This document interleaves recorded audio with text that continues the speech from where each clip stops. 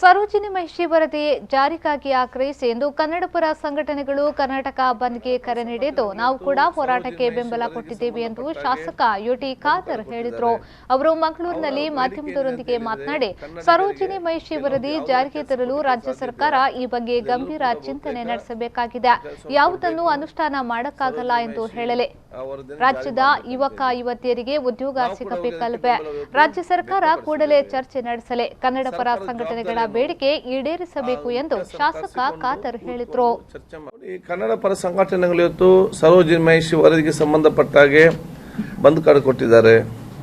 ಅವರ ಬೇಡಿಕೆ ಏನಿದೆ ಅಂತ ಹೇಳಿದರೆ, ಕನ್ನಡಿಗರಿಗೆ ಕೆಲವೊಂದು ಯಾವುದೆಲ್ಲ ಕೆಲಸ ಕೊಡಲಿಕ್ಕೆ ಸಾಧ್ಯ ಇದೆ ಅದೆಲ್ಲರೂ ಕೂಡ ಬಹುತೇಕ ಆ ಕೆಲಸವನ್ನು ಕೊಡಬೇಕು. ಸರೋಜಿನಿಮಹಿಷಿ ಆ ವರದಿಯನ್ನು ಜಾರಿ ಮಾಡಬೇಕಂತೇಳಿ ನಾವು ಕೂಡ ಹೋಗಿ ಅದಕ್ಕೆ ಬೆಂಬಲ ಇವತ್ತು ವ್ಯಕ್ತಪಡಿಸಿದ್ದೇವೆ. ಸರ್ಕಾರದ ಜವಾಬ್ದಾರಿ ಏನು? ಆ ಮುಖ್ಯಸ್ಥನ ಕರೆಸಿಕೊಂಡು ಕೂತ್ಕೊಂಡು ಚರ್ಚೆ ಮಾಡಿ ಯಾವುದೆಲ್ಲ ಅನುಷ್ಠಾನ ಮಾಡಲಿಕ್ಕೆ ಸಾಧ್ಯ ಆಗ್ತದೆ. ಪ್ರಥಮದಲ್ಲಿ ಕೆಲವೊಂದು ಆಗದಿದ್ದಲ್ಲಿ ಯಾಕೆ ಆಗುದಿಲ್ಲ, ಅದು 100ಕ್ಕೂ ಆಗುದಾದ್ರೆ ನಾವು ಮಾಡ್ತೇವೆ. ಇದನ್ನ ಚರ್ಚೆ ಮಾಡಬೇಕಲ್ಲ.